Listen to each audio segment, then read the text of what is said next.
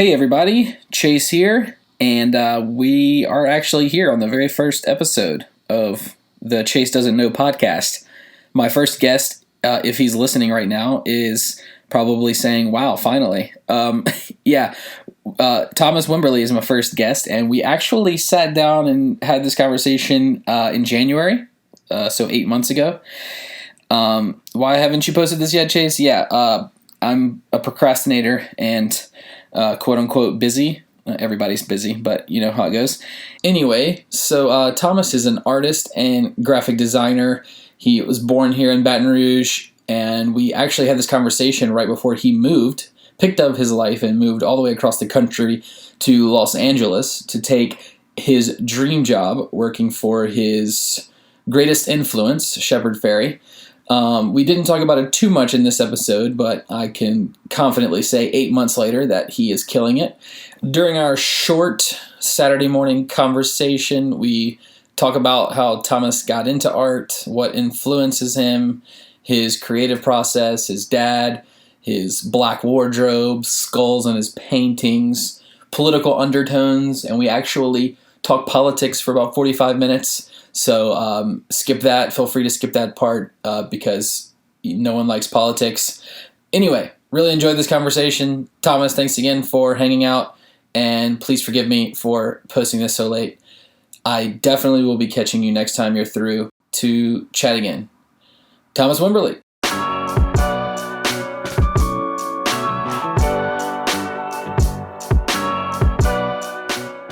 This is episode 1, the very first episode. Super pumped that we are in a small, tiny room closet with my iPhone and a microphone that hopefully doesn't sound too terrible.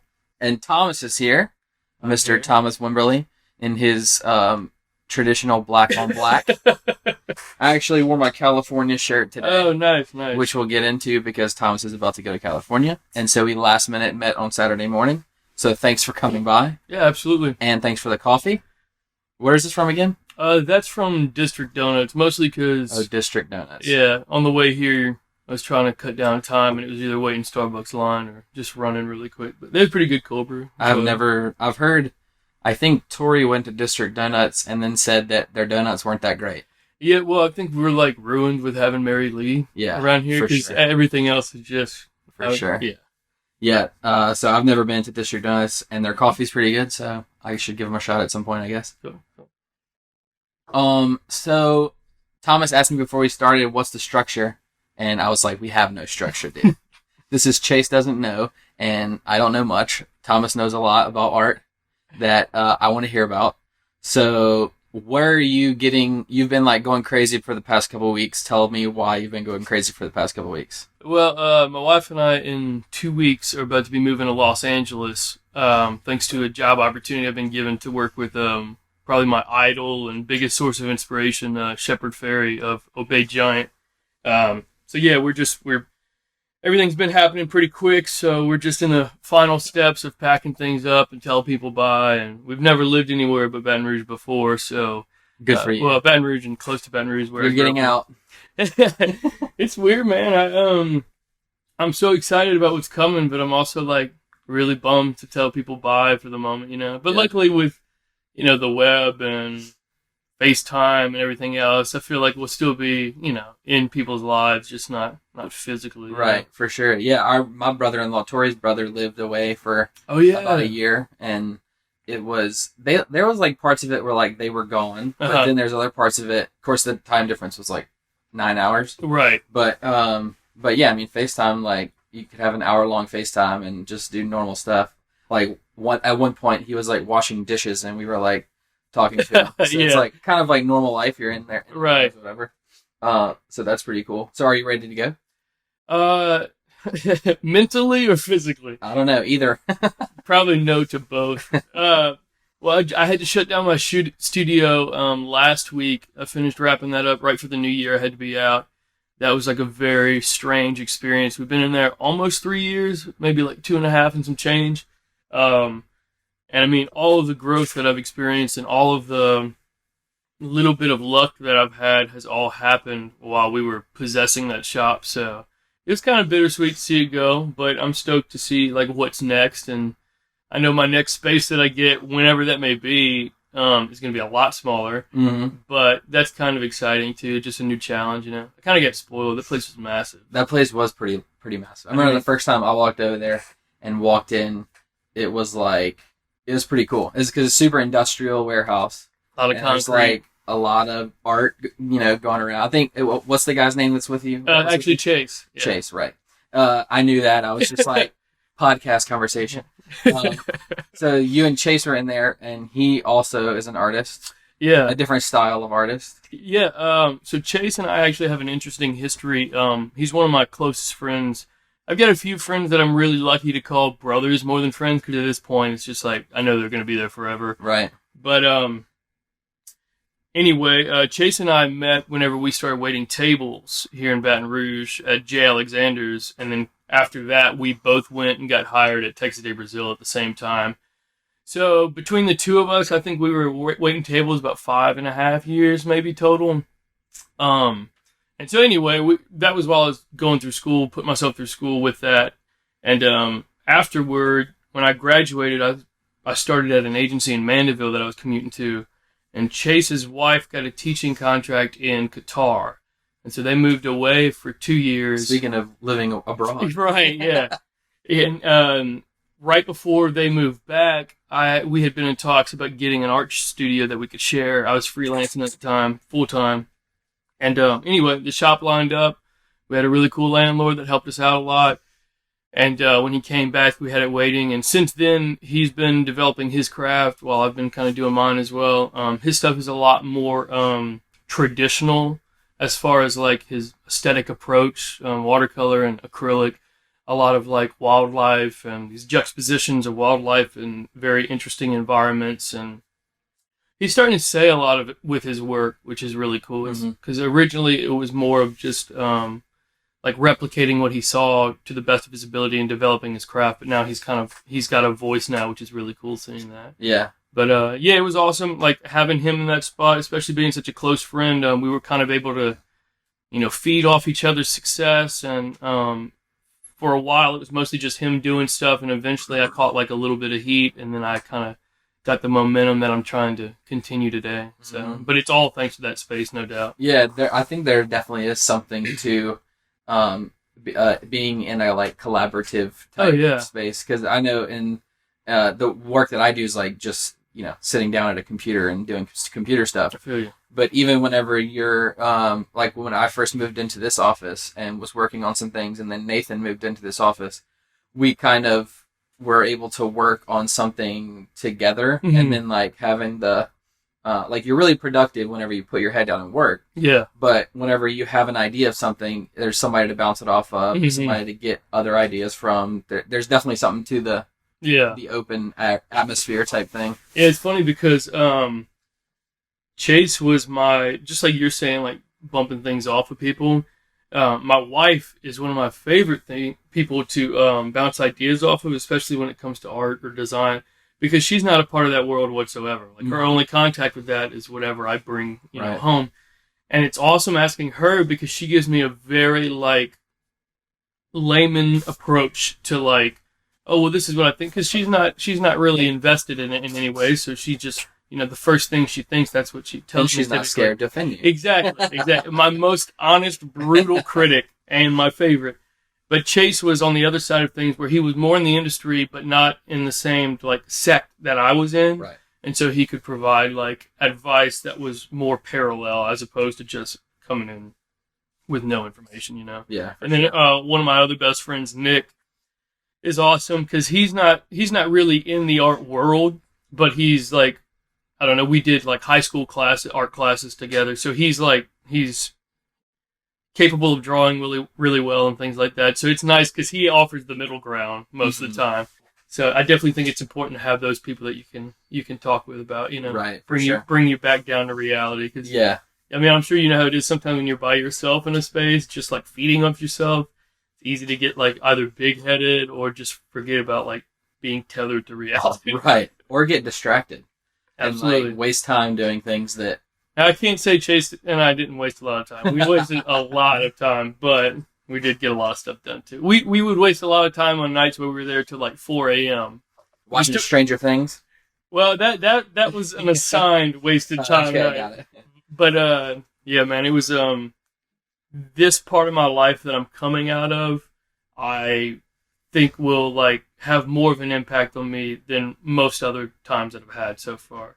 I'm like a firm believer in like stages in life, and I definitely feel like I'm coming out of this last stage, and that's what's got me so stoked about what's next, because I never thought I'd be even where I'm at today. Just, I mean, I'm not going to say I'm killing it by any means, but for my quality of life and what I wanted to do, the fact that I sell any prints or a few paintings here and there, like more than I ever could have thought I'd be doing. That's cool. It's really cool.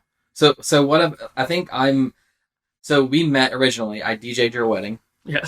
I think that was like actually the first time that we met. Yeah, and I think so. Then we kind of, like you said earlier, we kind of re-met again a little bit later, and we've done a little bit of work together. Mm-hmm. Your digital design expertise helped me out. But so speaking of stages, I think I've probably only known you in your last 3-year stage. So what were the stages before that?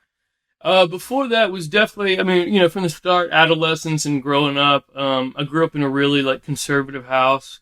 I had a good childhood. Didn't really, you know, want or need for anything. My parents helped to make me very grounded. My dad raised me up to kind of like have a fairly solid head on my shoulders, in my opinion. So then, you know, from adolescence, my life went through a lot of changes when I was like in early middle school, because like the church that my parents were going at the time, we changed, and I stopped going from a private school that I had been at my whole life to public school. It's funny, that's actually exactly when I met my friend Nick that I had just mentioned. And so that was kind of like culture shock, having grown up in such a bubble. But you know, the following years after that, like early high school and stuff, really were, well, late high school technically were formative years, because that's when I started taking like high school art classes. And it's so freaking cliche to talk about high school art classes. Like every artist that I've ever heard probably talk, but it's true. Like that was my first, you know, little like peer into, you know, more art than just self-initiated things that done coloring books. Did you like that. Did you, because I remember my high school art classes, but did you, being in the art class, did you feel restricted by what was happening? Did you like what was happening? What was the... Man, I love the fact that my high school art classes were the first art classes I ever had, because at my my private school that I went to, I mean, they had like an art hour or whatever, but it wasn't anything like that. I didn't feel like restricted. Shout out to Daryl Babin, by the way, high school art teacher. Daryl Babin was awesome because he taught us technique and fundamentals.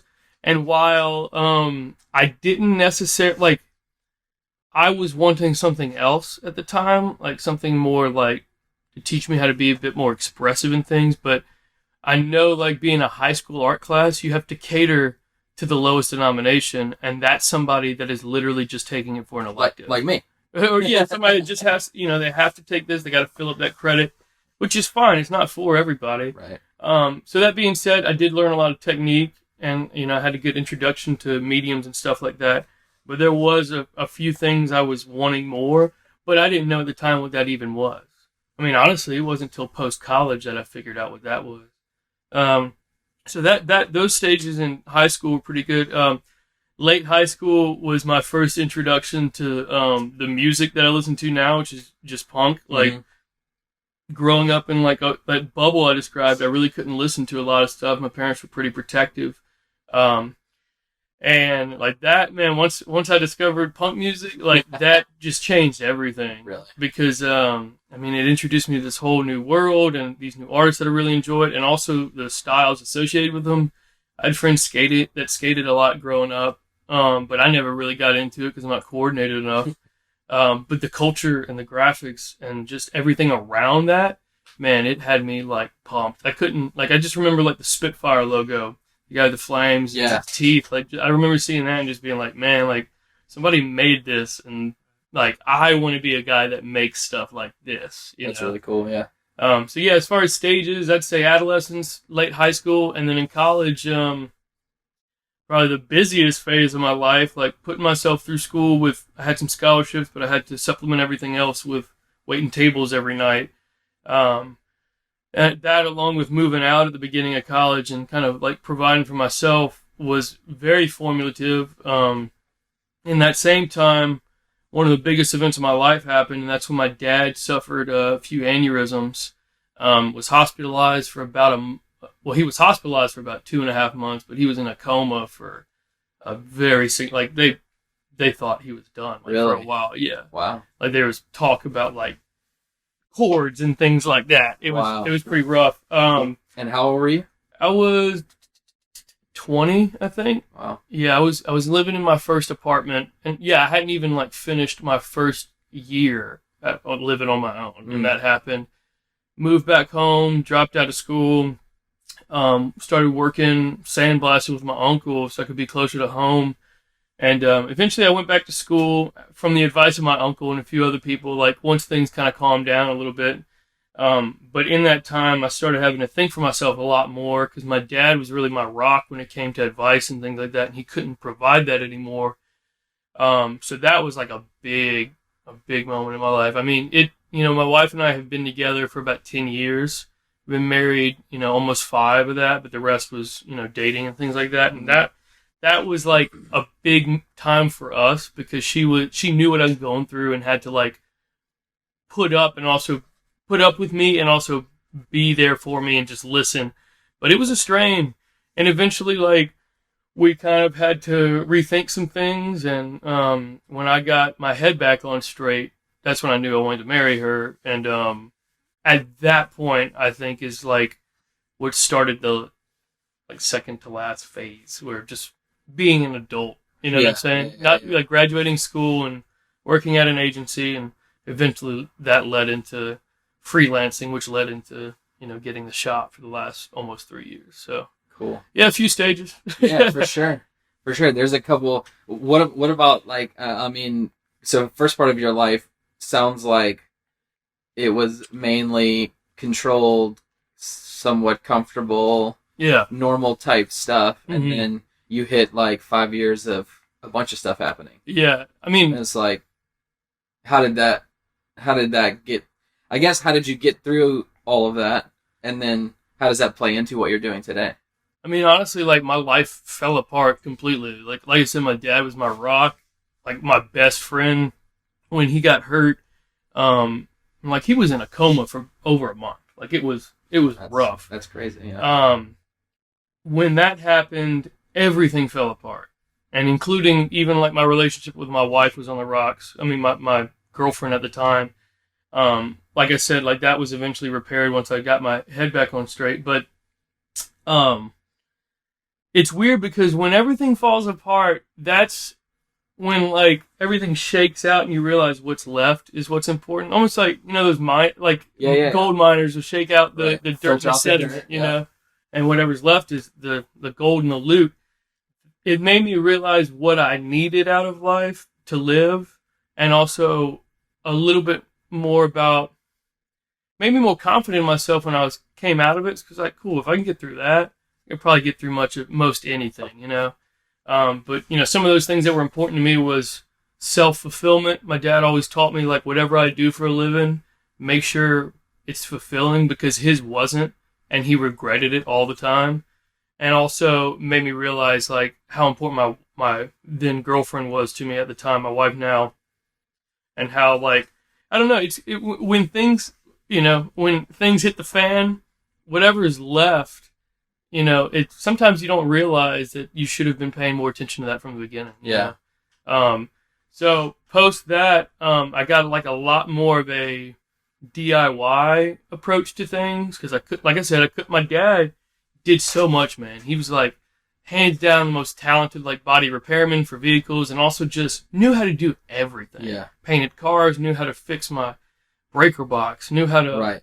He wired most of the electricity in their house and the plumbing, and like just hands down. His dad knowledge was top notch. Oh, dude, yeah, unmatched. Yeah. But it made me a lot more like, once I lost that aspect, I was like, okay, well, I got to figure this stuff out on my own, and that's that influenced who I am today. As far as like, if I don't know something, I'm gonna figure it out, or I'm gonna decide that it's not worth my time and it's not gonna be an issue anymore. Yeah, right. So on the art side of things, you did some high school stuff, and then you went through the program at LSU. Mm-hmm. Was a graphic design program at LSU? Yeah. So where did you break off and do your own stuff? Well, I'd say like the first year at LSU, you're not in the design program. You're just trying to get into it. So you have to take your fundamentals, which is like your painting classes and your drawing, some sculpture and 3D stuff. So the good thing is that a lot of the programs that you have to test into, you have to take the same fundamentals. So like there's a lot of people that started off with me that ended up going into, art history or, sculpture or things like that. Shout out to Conrad Freeman, by the way, of Freeman Handcrafted. That I know Conrad. I don't know him. I follow him. Dude, one of the most solid guys I know, and one of the most talented carpenters I've ever known. But anyway, we were in sculpture together. But excuse me, I'm losing my train of thought. My first years were the fundamental classes. I tested in and got in my sophomore year. And I didn't really start doing my own thing until it's actually a funny story. My typography teacher, Paul Dean, was really cool. Paula Dean? Paul. Oh, okay. Yep. Say, wow, I know, Paula dude. Dean. I cracked up. She's an expert in everything. Paul Dean of Beauregard Town fame. He would always give us really cool stuff like stickers or like art magazines and stuff. And he had like this rack outside his office that he would just fill with stuff. Anyway, one day at class, he was handing out stickers and he gave me one that was for Mid-City Bikes on Government Street. Mm. And this thing, man, was like a bike, like the cog that I'm butchering this, but where the pedals go into, like that main like the main sprocket. Yeah. It was that, but it had an MC for Mid-City Bikes, and it was interlocked. And man, it was just like it harkened back to that Spitfire logo I told you about. And I saw it, and I was just like, man, this is incredible. Like, there was a lot of attention to detail, and there's some graphics before I knew what like vector was, and before I knew like how things were recreated digitally. I don't know why. I guess when I was a little kid, I thought there was a machine that just like punched things out. You know what I'm saying? Like, because my only interaction had been like clip art and things like that. Yeah. So I just assumed it was something that a machine calculated and punched out. When I asked Paul who where it was from, he told me that, that's one of my previous students designed that. And his name's Brad Jensen. And he actually just opened his own shop called Bricks and Bombs. And I was like, wow, that's pretty awesome. Like that, it blew my mind that he was local and he had been sitting in the same spot that I was sitting right then. So anyway, that he opened the shop off Government Street, Bricks and Bombs, and I went there a few times. Like before I had to, I'd have to be at work for 6, and I'd fly over there after school and check out the shop, and he was never there. Mm-hmm.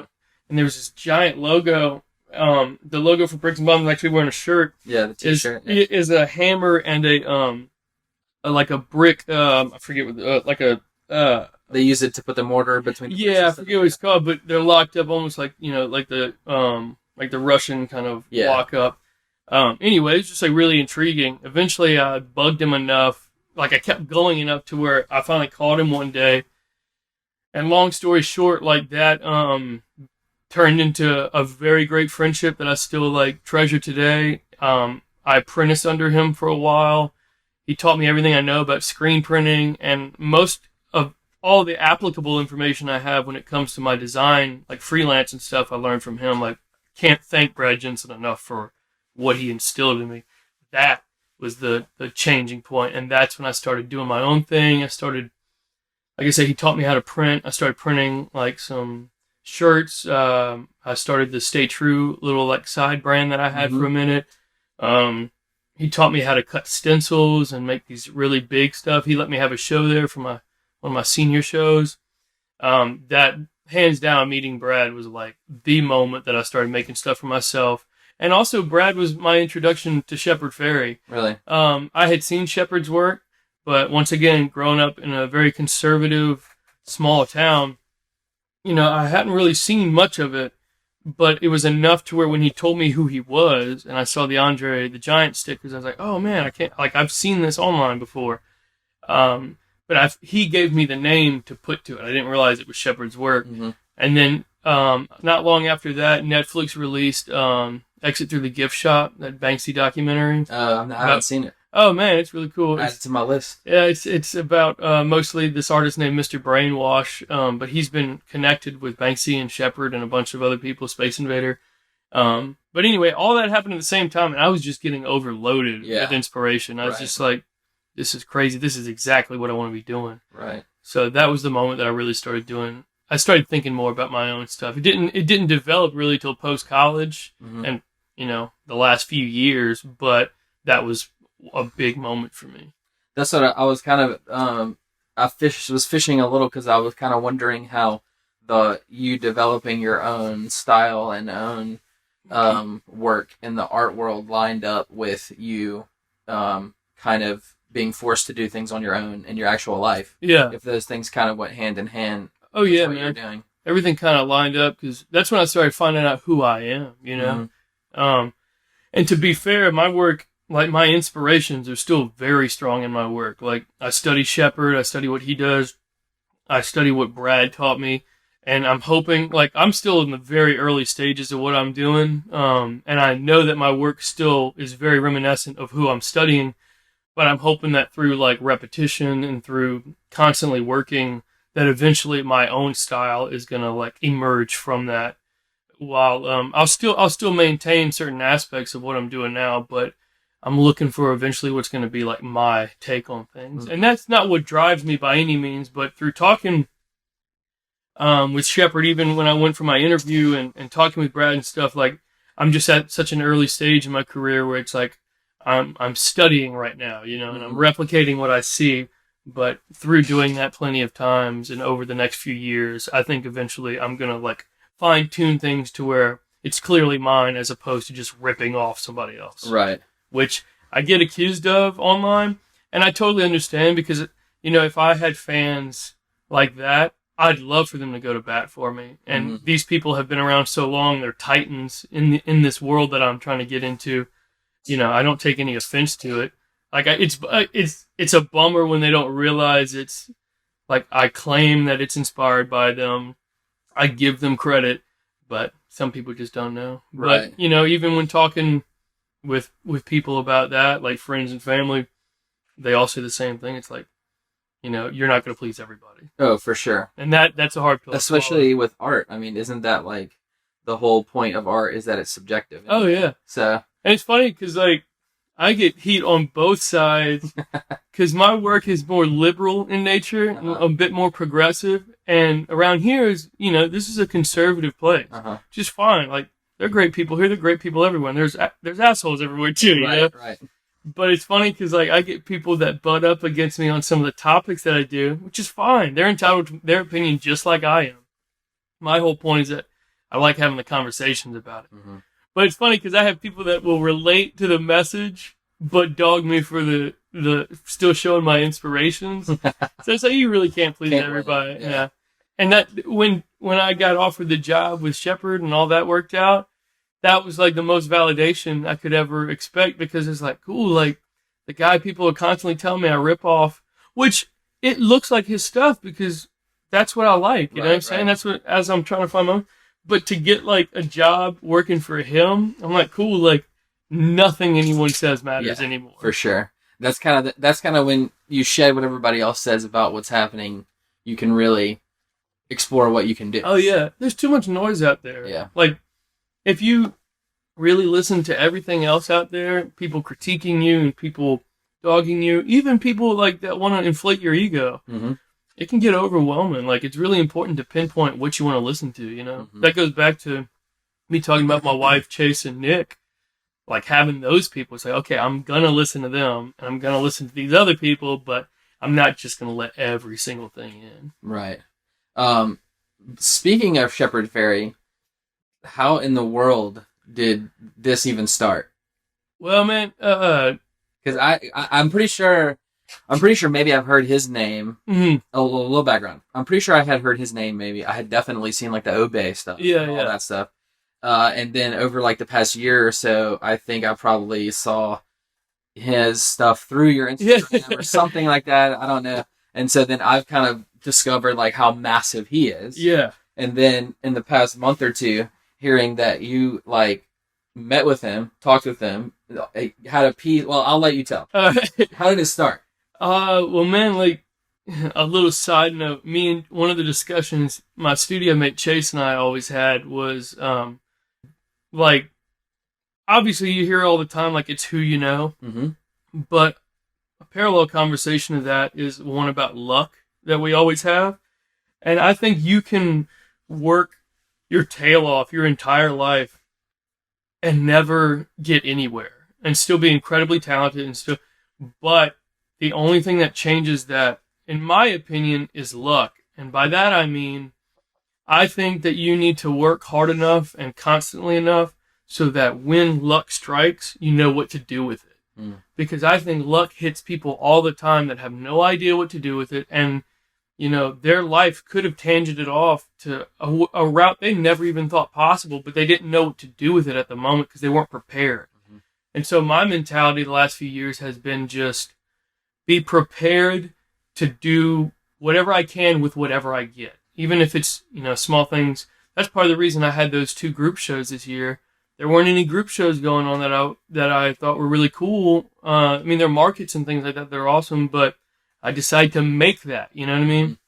So anyway, all that being said about luck, I can't attribute it to anything but that as far as meeting Shepard. A year ago in October, Shepard has an art gallery, Subliminal Projects, and has housed like a bunch of like some of my favorites, like Tristan Eaton, and he's had stuff there, and Cleon Peterson has showed work. Anyway, on their Instagram, they had an open submission where the estate of Jim Marshall, a photographer, was showing work there based on the peace symbol. He had documented it throughout the eras, and he had like a bunch of unreleased photos that were going to be, you know, on display.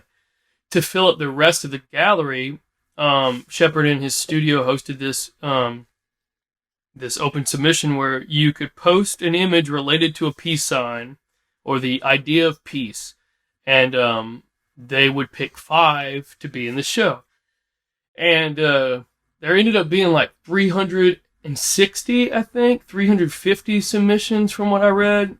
I'm guessing, but anyway, they ended up taking 10, and I was one of them that got selected. Wow. And I had done an image of a chain, like a circular chain, with a gun like being broken in half that made the bottom legs of the peace symbol. Okay. It was like an anti-war piece more than anything. But anyway, I got selected to do that, and they told me, like, hey, you know, go ahead and mail it to us. If you want to come to the show, you're more than welcome.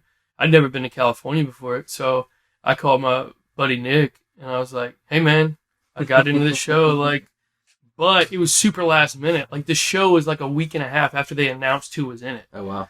And so I'm just like, oh, man, I can't pass this up. Right. And, dude, Nick is, like I said, he's one of a few people, including, like, Chase and my buddy Zach, that are just brothers at this point. Nick was just like, cool, when we leave. And I bought the tickets that night. To be honest, like, I was scraping at the time. I wasn't doing, I had been at an agency for a little bit that I'm actually still at, and it was awesome, you know, but I didn't have, like, I don't know, I just didn't have, like, that chunk on the side to devote. But, dude, it was weird talking about luck. Like, I had already scheduled a vacation to go to, there's a conference here in Baton Rouge called CROP, a design conference. It's been really great the last few years. They had a pop-up in Austin, and I scheduled that week off because I was going to go chill with my buddy in Austin and go to that conference. So I was like, well, can't do that. Now I can go to California. But I put online that I was going, and I had people, like, scoop up some older pieces, take some commissions, and, like, I got the money together like that. Which it wasn't a substantial amount, but like I said, like, I didn't just have a chunk sitting on the side. So anyway, we went over there, and my goal while I was over there was just to meet him, and also, like, I'm fanboying out, and, like, I'll be the first to admit, like, how big of a fanboy of Shepard Fairey I am, because I owe so much to him, you know? But anyway, me and Nick went to this show. It was on a Saturday evening, I think. Started at, like, 7. Well, we got in at 7. It started at 8. And I told Nick, I was like, my only goal is to, like, get advice from him. Mm-hmm. Even if it's just, like, one question. And I had my question ready. because I'd been thinking about it like the whole trip there and a few days before. And anyway, Nick and I hung out the entire time. Eventually, like, people kind of let out at the very end. Shepard DJ'd it, and I quickly met him at one time. He shook my hand and said he really liked the piece, but he had a lot of stuff going on. So Nick and I just hung out in the background till the end. And at the end, he was on his way out, and Nick was like, "Dude, you better go now." So I like called him and was like, "Hey man, I know you're like rushing out." Like, he literally had his like messenger bag on, like he was walking out the door, and I was like, "Hey man, I'm sorry, just like real quick, I just got to ask you." And I had my question ready for him, which was to paraphrase, like, any advice that he had for new artists, like trying to find their way. And dude, to this day, like, I mean, granted, it's only been a year, but that advice was so real and so applicable that I was so nervous about meeting him, because they say, like, not to meet your heroes. Mm-hmm. Hands down, one of the most humble guys I've ever met. Like, I like, in that moment talking to him, I forgot how massive he was. And like, wow, this is a real person, a really nice person that's like taking the time to give me, this little peon, like some really good advice. Anyway, long story short, we talked for about 10 or 15 minutes, and we were able to stay in touch. And throughout the last year... So you asked him a question, and he gave you 10 to 15 minutes. Yeah, dude, it was crazy. On his way out the door. Yeah, like, I felt bad, like, for, like, keeping him there, but it was, like, straight up some of the most real advice I've ever been given, and I couldn't have asked for anything better. And, dude, that just, like, ignited me. I was like, I can't wait to get back. And so, anyway, like, I told Nick on the flight back, he's like, "So what you gonna do now, man? Like, I see you're pumped up." And being over there in LA, I felt like I was home. Like, I love Louisiana. It is home. Mm-hmm. But I've never felt like I meshed really well with it. You know what I mean? And I never even considered I'd be leaving, because my wife's really close with her family, and I was never going to ask that of her. But anyway, he asked me what I was going to do, and I was like, "I'm going to have my first show this year." And he's like, "Really?" I was like, "Yeah, like, I'll probably put it on myself. I don't know. We'll see. But, like, that's going to be my goal for 2018. Granted, this is at November 2017. So, yeah, man. So, like, the last year has just been me. I started screen printing again. I'm trying to think, I don't know, 6 or 7 screen prints this year. And I organized 2 shows. I had through that show with Shepard, I linked up with a buddy of mine at, well, he's now a buddy. Shout out to Cody, at One Time Run, sorry. And, his friend was in that same show. He was one of the artists. They got the pics. Yeah, okay. And Cody came across my work and asked me if he could present it to, like, the board at the company One Time Run that he works at. What is One Time Run? So it's onexrun.com. They're a company that basically, they will do drops with artists where they're like really big. They've done stuff with Shepard. They've done stuff with Mab Graves. They've done stuff with all kinds of people. They basically go to artists and they team up for a drop. So they put it on their site. They handle all the shipping, everything else. The artist just like supplies the files and the originals if there's any originals. But Cody was like, "Hey man, I want to put your name up for like a new artist deal." I was like, "Okay, cool. Yeah." He's like, "Don't get your hopes up though." I was like, "No man, not at all. I'm just stoked." Like, I still haven't met Cody this day. We talk on the phone every once in a while and online. He's like, "Yeah, I don't want to get your hopes up. This isn't even my area. But, like, I want to put your name up." Mm-hmm. And he's on the tech side of things. He does things similar to you. He's on the back end of the website. Okay. And he's like, "Yeah, like sounds like a great guy." Yeah, dude, he's out. He's like, "Yeah, I mean, like I said, I'm not even a part in these decisions, but I'd love to put your name up for the new artist curation." I was like, "Cool." And, dude, one thing led to another. There were some bumps here and there, but eventually, like, he's like, "Dude, you're in. We're going to do this drop here and there." Sweet. And that's when we did the what I called the yearbook diptych. Was my first drop with them. It was that hall monitor with the skull. Yeah, so this one is, I remember when you first posted the hall monitor one, I loved it right when I saw it. Like, I literally like laughed whenever I saw it, because it's just like, it looks awesome, first of all. It looks super cool. It's super edgy. But then also just like, there was like a comical aspect to it of a hall monitor with an assault rifle. Right. Walking down. And I guess, again, like you mentioned earlier, some of the liberal aspects, progressive aspects of what the genre that you're in, what you're doing, It's like, especially in Louisiana, Right. it's like seeing that. It was well timed, and I thought it was kind of funny, and it looks amazing. So Thanks, man. So that was so there's two pieces to that, right? And Yeah. that's what was in. And honestly, like that drop with One by Run, is right up there with meeting Shepard and getting that advice from him as far as influential moments. Because first of all, seeing somebody that I had never met before put their faith into me, and then see it like flourish, because it sold out. I mean, I think it sold out at the moment. I think one came back, and so there's like one left of the Graduate, which is the accompanying piece, Summa Cum Survivor. Yeah, it's a graduate in a bulletproof vest, and like his graduation gown. But like, I want to have my work be topical. And unfortunately, with this year, with all the school shootings and everything, and also just like the way politics are, like I've had a lot of subject matter, which is good for me to be able to speak on these things. But it's unfortunate that these things, this is the world we live in, right?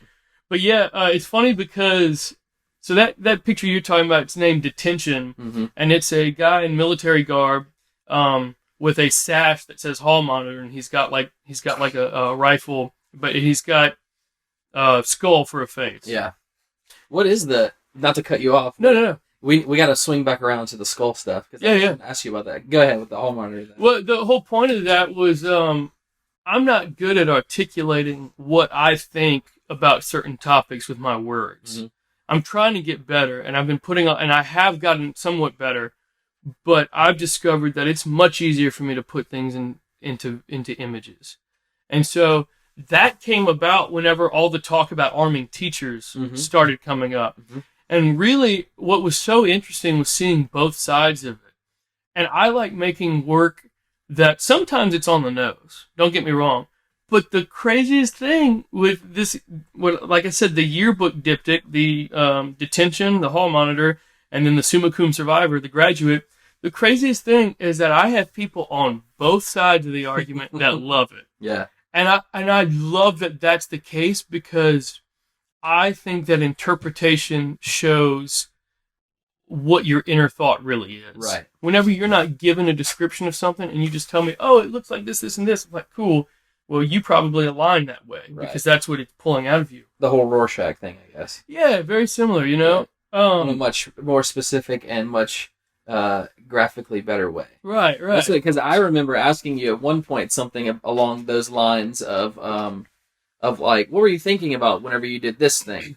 And it was like I don't even remember what thing it was that you did. But you kind of said, I don't know, what do you think about it? Right. Which I was like, oh, interesting. Because I guess like the cliche thing is you ask an artist what they were thinking when they made this piece, and then 10 minutes later they finish their explanation or whatever. But yours was, what do you think? Which I thought was pretty cool. And, you said earlier about how subjective art is. Like, I think that's the best thing, because, like, it doesn't have to mean the same thing to me as you, And that's fine. Like, that's my favorite thing about America, is that the fact that we can have different opinions. I think the issue is whenever we start thinking ours are, like, my ability to have an opinion is more important than your ability to have opinion, because you're wrong. Right. And don't get me wrong, you're a bad person because you're wrong. Right, and there are some things that are black and white, absolutely.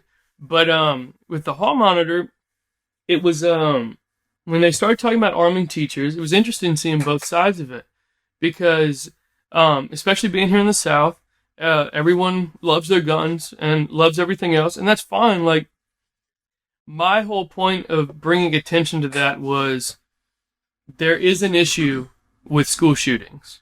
What are we going to do to fix that? And if you deny that there's an issue, you're wrong. Like, kids are dying in schools. That is an issue. So how are we going to solve it? And personally, I wasn't a fan of arming teachers. And so that image is actually just showing like an angel of death haunting the halls, basically, parading as protection. And the thing is, the intent behind arming teachers, the intent is good. The intent is to keep kids safe. But people have different opinions on whether or not that actually would be the case, you know? And so, I love seeing people's opinions on that, you know? Sure. That's it, because I think, because, like, I guess I remember all of this, the arming the teachers thing and all everybody was talking about and the things that people were saying. And then, of course, whenever, like, they try to boil it down to, like, they try to boil it down to black and white. Yeah. Like, and it's not, man. To the gun and the person and whatever else. And then, I know, like, me personally, I mean, if you have, like, if I was to think about the issue, mm-hmm. I would think that you would want some security in these places that currently have no security. Right. So these people aren't sitting ducks, you mm-hmm. know. But then, and so arming the teachers thing, I can understand that perspective. Right. Of course, we don't want to arm all the teachers. But I can understand having, like, hey, maybe we should have a security guard with a gun at the school. Mm-hmm. But then, like, seeing that piece with a guy with a skull face and an assault rifle, it definitely does open up the, it definitely did bring some more perspective to how ridiculous it might be. And I mean, to, like, dump more guns into schools. I mean, aside from, like, the financial standpoint and the taxing that would go into that, and even the preparation and the training, like, there's plenty of aspects that we could talk about. But, you know, the point of all of my work, at least the intent of it, is for people to step outside of themselves and look at the issues. And the thing is, if you do that and you still agree with what you thought initially, that's cool. Mm-hmm. But at least you know you tried to look at it objectively. And that was the point of my entire show. My first solo show was in November. It was called Don't Believe the Hype, based on Public Enemy's song. And the whole point of it was, you know, this tribal mentality that America has on both sides of the issue. People will bandwagon just for the sake of being on the same side as people that they like. Sure, 100%. And the thing is, like, it's so unfortunate because there are some issues that people bandwagon on. And, like, they're, in my opinion, they're right about stuff.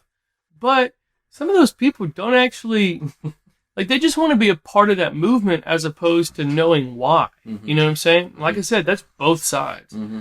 And so my whole, like, point of that show was to show, like, have your opinions be your own because you've stepped out of yourself and reassessed them. And the thing is, most people, I can't say most, a lot of people don't want to critique themselves. Because if you allow yourself to look at yourself objectively, you are considering the idea you might be wrong. Yeah. And people do not like doing that. This is something that I do like to consume a lot of political, a lot of the political podcasts, news articles, current events, all that stuff. And that's I guess where it's the easiest to point out. Mm-hmm. Or to see whenever people don't want to consider that they might be wrong. Right. And I think that's it's always easy to look at somebody else rather than look at yourself. Mm-hmm. But I guess, like, along with is most of the stuff that you, like, have done, want to do, does it have, like, political undertones, or is that something that just interests you more than other things, or even is the genre that you're kind of in, doesn't it lend itself to that a little more? Oh yeah, I mean, you know, I'm not a street artist. I don't put stuff on the street. I'm inspired by things on the street, and aesthetically, mine can be compared to, you know, people like Shepard and, you know, even like Banksy and things like that. Like, those are my sources of inspiration, and all of my work's political. It's just not all completely on the nose. Mm-hmm. You know, a lot of it is from issues that, you know, I see and that I kind of want to comment on, and also just see what, like we said, people, you know, everybody else does.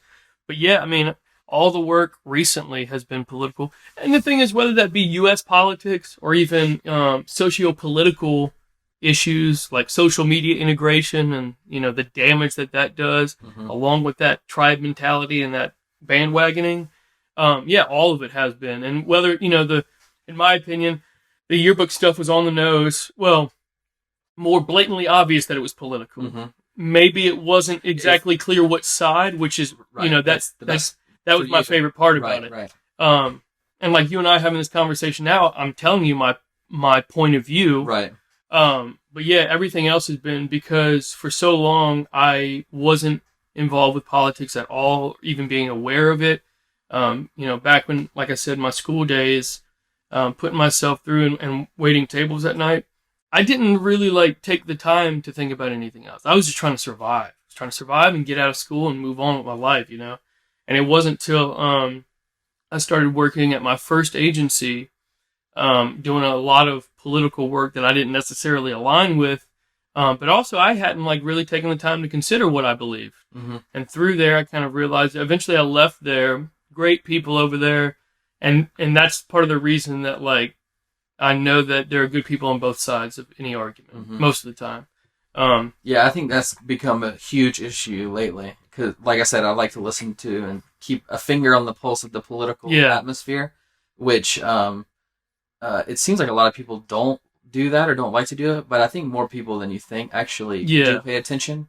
But yeah, that's been something, especially since like Trump got elected, for instance, it's been, if you don't agree with me, you're a bad person type thing, which is, I mean, once that happens, there's no more debate. It's literally just, I'm good and you're bad. Right. And then that would be like me saying, Thomas, your art is terrible. Right. instead of saying like, I can see why some people might like it and some people might. You know, it loses any sort of common ground, any sort of debate. It becomes very black and white, which I'm kind of like a black and white person on most things, I think, and I've been told by my wife, just not scared to offend me. But they're definitely, you have to have the perspective and like see, like you said earlier, you have to be collaborative, not just in your work, but in your thoughts as well, because you have to bounce ideas off of other people.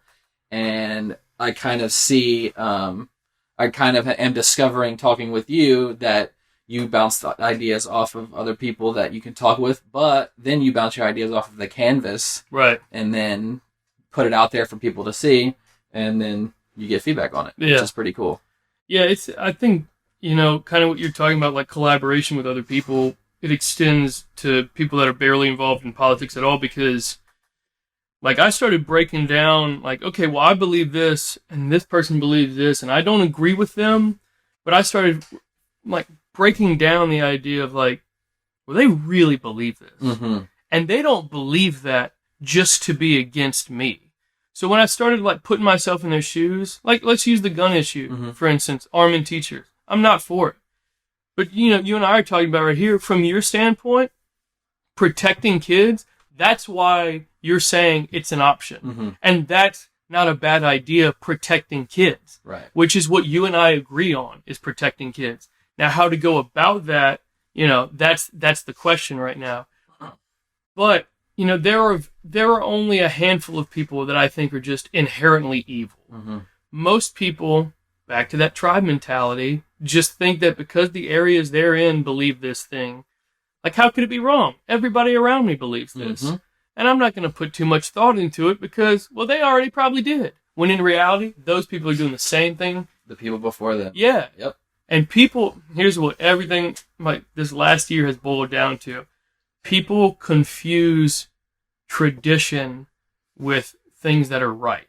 Sometimes they line up, but slavery was tradition for a while. You know what I'm saying? That doesn't, just because like that's how things are, doesn't mean like that's the best way to do it. You know, even going back to like the founding fathers and how they set things up, and a lot of people, you know, when the Constitution's brought up and like our rights and whatnot, I just feel like things aren't revisited enough. And that's not even to mean to change them right away, but like I think even if you're absolutely confident in what you believe, you should periodically, objectively look at yourself. Yeah. Even if you're 100% sold, just to make sure you still are. Right. Because who knows what you could have learned in between them, and maybe you saw a perspective you didn't know before, you know? Right.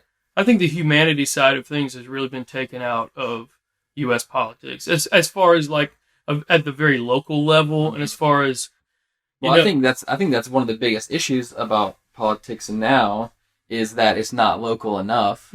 Is that everything for the past, since I've really been paying attention, which I'm only 30, almost 30, but everything is top down for the most part. Everything comes from the president or the mainstream media, and not very many people know who like their local representatives are. Not many people read the local news, which is where they can actually affect change. Exactly, for sure. Yeah.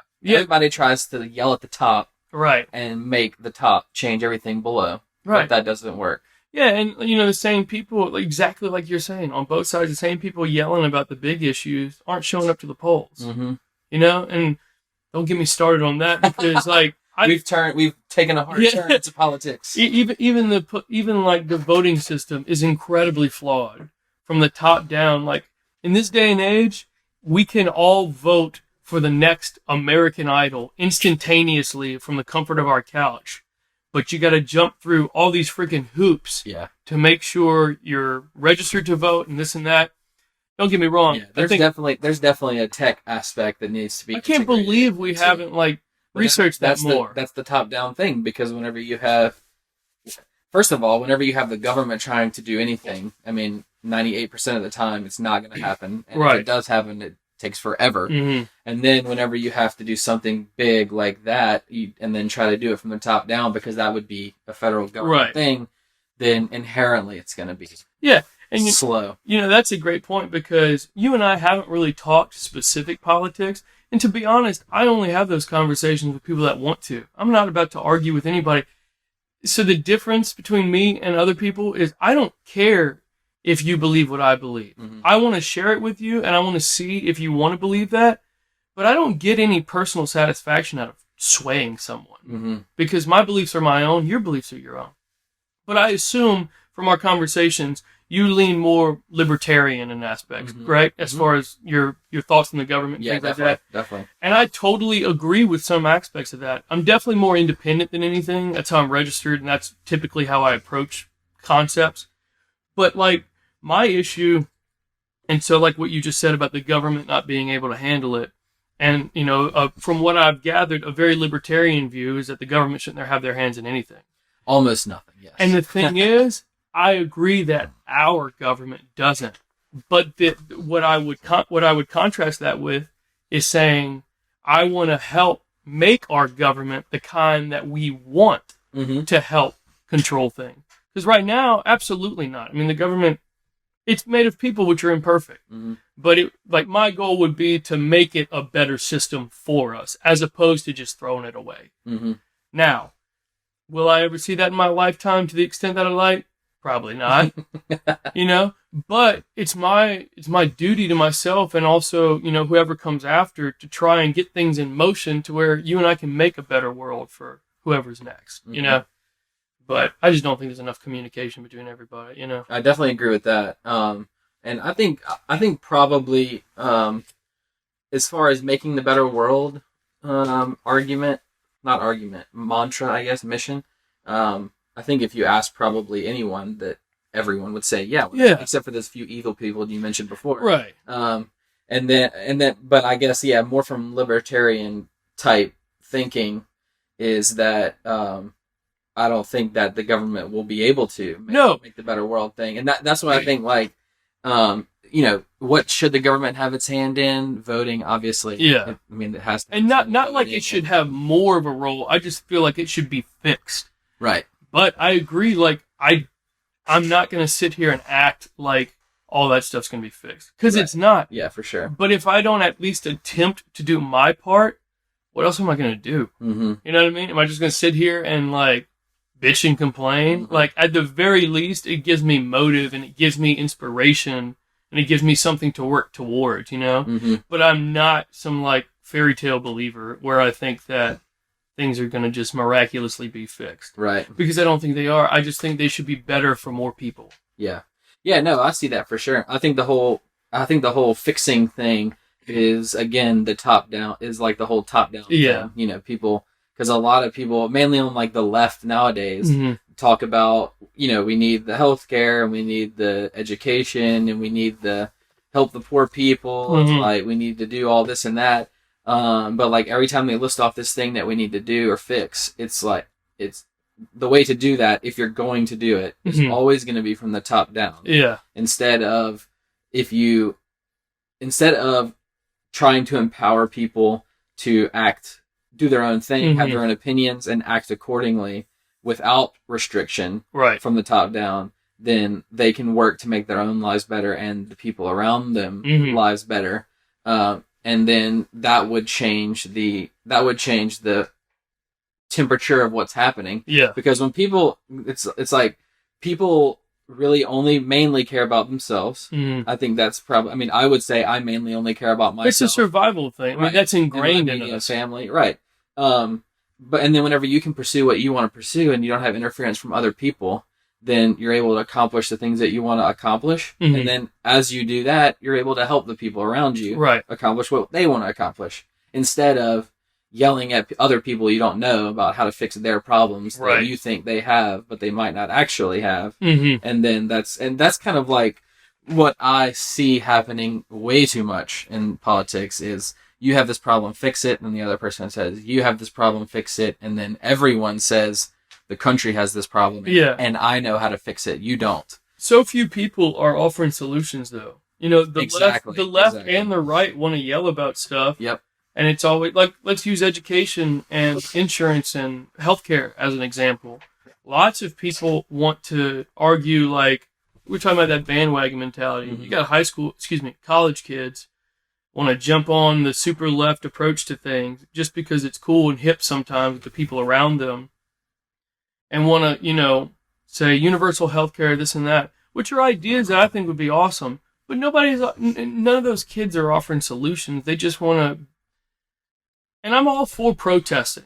I think either side, like, that's part of our rights. Like, that's what I love about this country. I'm all against protesting. Really? No, I'm all against protesting just because I think it's totally pointless. And see, I don't disagree from a finite standpoint. You don't disagree from the practical standpoint. I think we both agree that it's 100% it's good to do it. You should be able to. I just like the human side of it. You like seeing it happen. I like people. So the fact that there's no tangible effect. Yeah. It's not like. Now, I'm not saying blocking roads and stuff like that. Right, of course. We don't want to do illegal things. I mean, like, public displays. Yeah. Like marches and things like that. I love that because of how, quote unquote, pointless they are. Mm-hmm. In the sense of, like, doing that, like, say we have 1 million people do a march or something. You don't get to a certain amount of people, and it's like, okay, you got enough people? You guys get it. You get what you wanted. Yeah. Because it doesn't have that, that's what I love, because it's like, it's such a human thing. It's like, this isn't going to directly change something, but we want to present our point. Mm-hmm. And I'm talking about, like, peaceful protesting. Like, I'm not talking about things the like riots and stuff. Yeah, whenever you get into rioting and hurting other people, that's like, well, you're doing way more harm than you've definitely lost the point. Yeah, absolutely, absolutely. But yeah, I think so many people want to say what the problems are and not fix it. Mm-hmm. Not offer solutions, mm-hmm. and also talk about problems that can't be fixed. Honestly, But everything you're saying, I agree with in the sense of, like, too many people are looking at the huge overarching things without deciding, like, okay, well, I can't change what the White House does, but I can vote at the local bank mm-hmm. for my school board member. I can vote for whoever's going into Senate. Like, I can do that. Right. Where the popular vote's a lot more important. But, people think that they're doing their part just by spouting hate on Facebook. Yeah, that's the most hilarious resharing a post that they haven't verified and they haven't fact-checked both sides. Right. And I think social media has done so much for integrating people and bringing everybody together, but it's also provided a wall for people to not have the human side of a conversation where they have to be responsible for what they say. Right. You and I talking right now, we both got respect for each other. Mm-hmm. We don't agree with everything. You and I are still really good friends, though, because we're not friends because of our political alignment. We're friends because we respect each other. Right. Online, spewing hate, there's no personal interaction, and I think that liability is gone.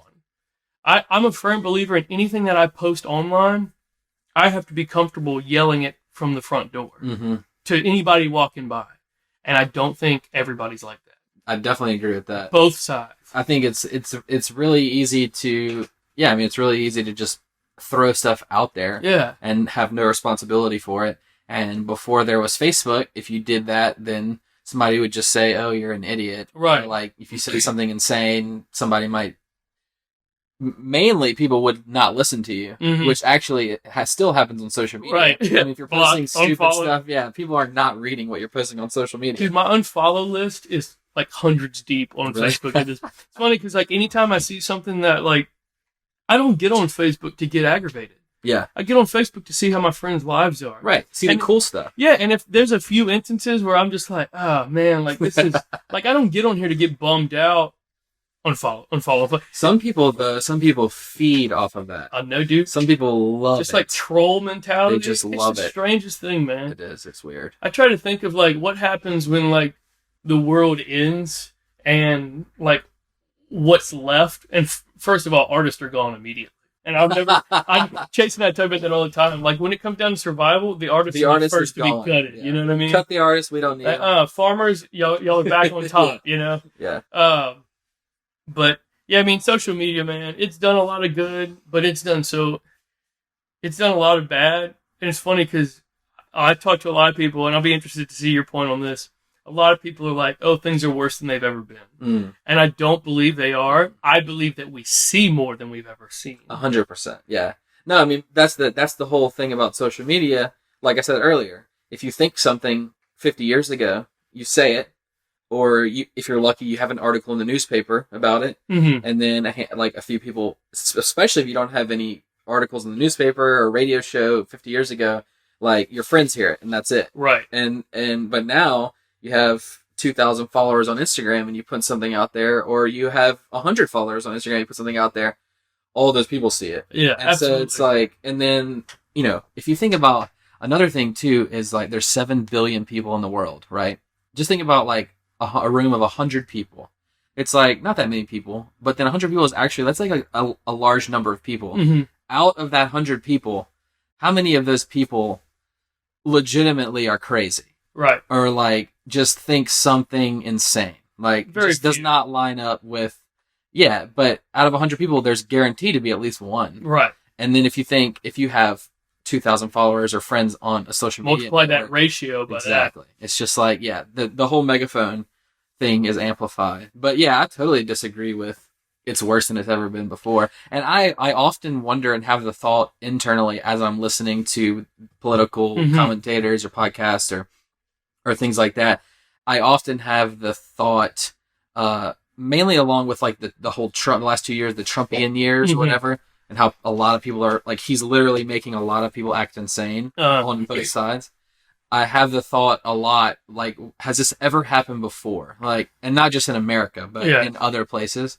So I have the thought of, history repeating itself. Dude, time is cyclical. How effective is that? Yeah, I remember how real is that? I think it's very real. Absolutely. But then also, like, I know, Steven Pinker is a guy who's, I don't know what his actual profession is. He's like somewhat famous, but he's been writing recently about how legitimately by the stats, by the book, which I'm a very stats, like I like the facts and things. Records. He's written the book on the facts of how it actually is way better today than at any point in history for not just Americans, but for the entire world. Right. Like over the past like 30 years, something like people in abject poverty has like been cut in half or something like that.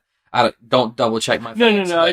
Yeah, nothing on here. Nobody fact check. This is all paraphrasing. But if you Google it, you can get the actual numbers. But it's insane things like that. And then of course, people living in America now are literally the richest and freest of anybody in the history of human race. I mean, you would not want to live in medieval Europe or in the Renaissance or in ancient Rome. Yeah, man. I mean, think about modern medicine that we have now. Right. Think about, and granted, the access to that can be debated, but, for instance, like Brooke and I are moving to LA, right? So we're researching neighborhoods and we're narrowing it down to where we want to live. I'm looking at crime rates. I'm looking at everything from, crime rates to parking to rent. That's kind of what I'm looking at. I don't care where we live as long as it's safe and as long as Brooke feels comfortable being outside, So anyway, like for instance, there's all these crime maps you can look at, and I went to one, and it was in an area of town that, from what I had heard, wasn't great, but they had a really good price on an apartment, so I was checking it out. Well, sure enough, the crime rate was just like burglary, like Grand Theft Auto, this, break in, and I was like, man, like and it was within like a few blocks. Wow, it was a ton. But granted, that was over a span of time. Like, that wasn't all just that day. And, it got me thinking, like, if I lived in that neighborhood, you know how there's like neighborhood Facebook sometimes, like, you know, I know Mid-City has one, and I pop in every once in a while to see what people are saying.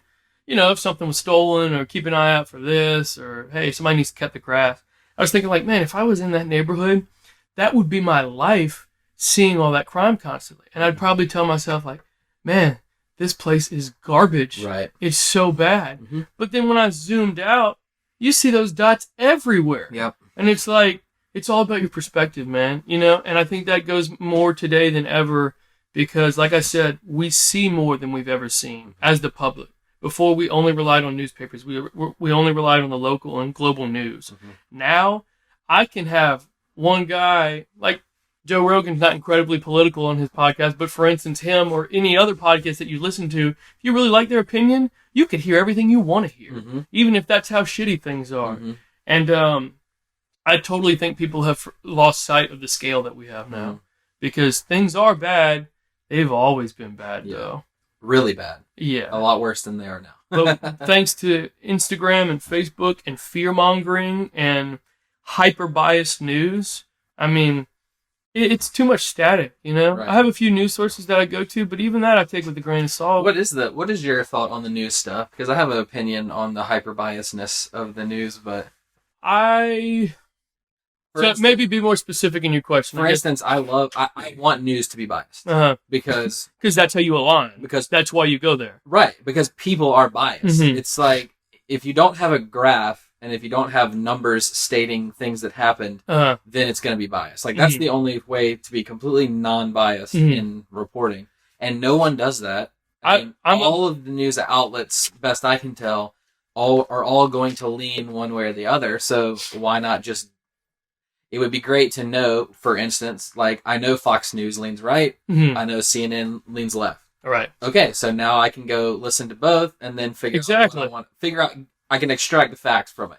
I'm a firm believer in that all news is biased. All people are biased. Right. And that's like, I don't necessarily think that's a bad thing, inherently bad. Or we just like run over? I was checking the time. Okay, cool. Sorry, I'm rambling. But this is good, man. I'm enjoying this. Sure. No, I think all news is biased in some way or another. Back to what you were saying, I'd love if I could just have a black and white Times New Roman feed of just bloop, bloop, bloop of things going on so I could judge for myself. But I do the same thing. I have newsletters that I'm subscribed to that are described as unbiased, and for the most part they are, but every once in a while there's a little hint here and there. It's like, okay, well, that's why I'm reading this, because I align, obviously. But when it comes to a lot of news, man, I think it's important to take away the accents and take away the people saying them and really listen at just what's happening and then decide for yourself, you know?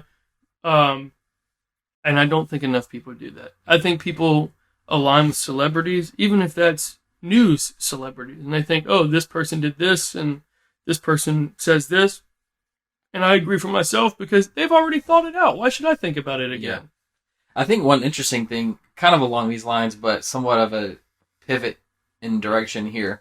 You mentioned earlier we were talking about the opinions of people and the progressive and blah blah blah. And one thing that I saw recently that I thought was super interesting, or a video that I saw recently, was like, we're millennials, and there's been a whole lot in the last couple years of people, for instance, like Twitter mobs, like, you know, the whole thing like, oh, you're being offensive, or this is really offensive, you should lose your job because like political correctness, right? That whole thing, and then like with a lot of the recent things coming out with, like the whole Me Too thing, and then how that's a lot of people then were using that to be like, if you hold the door open for a woman, that's sexist and stuff like that. An interesting thing that I saw recently was that the generation under us, or a couple down, I don't remember, but like they're currently like 13 to 16 year olds type thing. Like early 2000s babies. Right. They have their, and they're, this, are you on the social media app TikTok? Do you know? God, no. Okay. Exactly. So that's like a younger thing. But I've seen clips on Instagram in my Explore feed and stuff, so I know what it is. Is that the singing like companion app? The like the 15-second video or 7-second or whatever it is. Like lip syncing stuff. Right. So that's like skewing really young, Mm-hmm. and kind of all the new social media apps skew young, and then older people jump on. But if you like put your finger on Twitter right now, it's really left leaning. Mm-hmm. If you put your finger on TikTok right now, it's really right leaning. Really? Like people, like the younger kids are doing little video skits and making jokes. Obviously, there's a whole wide range of people on the app, but there's a big chunk of them who are making kind of like the stereotypical old school type jokes where it's politically incorrect. More raunchy kind of, and like edgy stuff. But really kind of is more aligned in sanity rather than the recent, in my opinion, insane opinions of how you have to be politically correct and never offend anyone. These kids, younger than us, are, again, the pendulum swinging back to their side. They're purposely being offensive to bust up the PC almost culture, like shock and cringe kind of approach to which is kind of like some video that I saw, which I thought was pretty interesting, because I wasn't aware of it. Yeah, I've heard that about Twitter. I'm actually not on Twitter. Me neither. I think when I was doing Stay True, I had an account, and I probably have an account on there. Yeah. But I don't, I never, like, understood Twitter. Okay. I mean, I know what it is. It's just shouting back and forth, basically. It just never, like, I never saw the utility for myself. Yeah. I never saw the utility of Instagram until I realized you could connect with a specific audience. Yeah. Because I didn't have it for the longest time. Facebook was always local. That was always, I keep Facebook for my family and friends. And one guy on my Facebook page, shout out to David, one of my favorite collectors. I've told him before, I was like, dude, you're like the only reason I push stuff to Facebook because you don't have an Instagram. Nice. Get on Instagram, David. Yeah, get on Instagram. So yeah, I agree. As far as it's strange seeing the different social medias, how like they attract different crowds and things like that. As far as the political correctness, I'm of the opinion that like I should. I'm trying to think of how to say this. I don't. You must be politically correct in your response about political correctness. Well, the thing is, like, don't mess up right here. I think is like I know exactly my approach to that, and my approach to it is my interaction with you. If you don't want me to say something to you, I'm cool with that. I don't care. I have other stuff to do. Like, if you want me to call you by a certain pronoun, once again, I don't care. My interaction with you is this quick. If you want me to call you whatever, I don't care. Now, as far as offending people, I think that people should be allowed not to offend people, but to correct themselves. In some cases. That's not applicable throughout. You know what I'm saying? But yeah, man, when it comes to like political correctness, that's not something I've really like cracked into yet. As far as what I truly believe on it. I do believe that if I was offended by something, I would like people to consider why I'm being offended by it. But I'm not sure I would absolutely expect them to just do it for the sake of it, because if you start getting into things like we have free speech, which is one of my favorite things about this country, unfortunately, like a lot of hate speech can be grouped into that at times. But, my entire mentality on most everything is that we have some bigger issues to deal with. And I'm not saying that in regards to being politically correct. I just mean in general, like people are dying, people are starving to death. Like there are bigger things at play that I'm concerned with. And as far as like the local level and offending someone, I don't ever mean to offend anybody. If you're offended by my opinion, that's like, I'm sorry. I don't know what to tell you by that. Yeah. But as far as like how you want me to interact with you, I'm a loner in a lot of ways. Like, I'm not really concerned. I don't find myself in positions where I can offend people because I'm concerned with other things. And I don't care enough to fight for what, like, as far as like political correctness, I don't know. It's such a messy issue. I can't put a stance on anything because I don't know. Yeah, I think that you are making good points about that for sure. And I think that, to kind of bolster my own opinion about what I stated earlier, I think what you're saying plays into what I was saying earlier about how no one has the same opinion on anything. Everyone has different opinions. Right. So how can we expect a big government to fix the problems from the top down for everybody? Right. And so that's why I think that, you have the and I agree, free speech is essential for, and the USA is the only country that has free speech in its founding documents. And literally because of that, you're able to say whatever you want on social media, right, in person, and through your art. And so I think that like the right to offend someone is 100. It should be 100% defended, even if it's offensive. And sure. I think there are like gauges. And I totally agree with you. You don't want to be offensive just for the sake of being offensive. Right. And unless maybe it's on a large scale, but definitely one-on-one, you don't want to. And I'm not commenting on the Me Too movement or anything to do with that because, like I said, I mean, I have my opinion on that, but I'm not interested in changing anyone else's opinion at this time, because like I don't know enough about any like I said, as far as political correctness, there are some words that have been in our language for hundreds of years that I truly believe shouldn't be there anymore. 100%. And I don't care like who argues like, oh, well, people use this and call people this and that. That's fine. Like, I'm not out to offend anybody, but I'm also not out to step on toes because I'm gonna fight for what I believe, and I hope that everyone else does that. I think that understanding is what's being lost. You fight for it, and then you have the mutual respect of right. You don't want to be offensive, right? Just for the sake of being offensive. I mean, the way I live my life, like I'm not the guy that's gonna put the bumper sticker on his jacked up truck saying whatever. You know what I'm saying? Because like I don't live my life in a way that I think could offend anybody. And if I interact with somebody and I can judge the situation and see like how I need to interact with them that would make them comfortable, I'm going to do that. Because that's the extent of what I think, that's the extent of the thought that I put into that interaction. And then I go about my day. Like, you know what I'm saying? I don't care about making people think I'm right. So yeah, I don't know. Political correctness is, it's funny how big of an issue and a topic that is today. And I do believe, there's... I think yeah, I was sorry to cut you off. I think it's a huge issue, but I think that there is and should be a super simple solution to it, and it shouldn't exist. Is that there should be no policing of language, and you should be able to say whatever you want, whenever you want, for whatever reason, to anyone. Period. And I think that would the people that want to tout the political correctness for whatever reason that they're doing it, I think are wrong, and possibly that could be the one issue that might border on me then labeling them as an actual bad person. I got you. Which I don't really ever want to do, unless they're like the few evil people that you mentioned before. Right.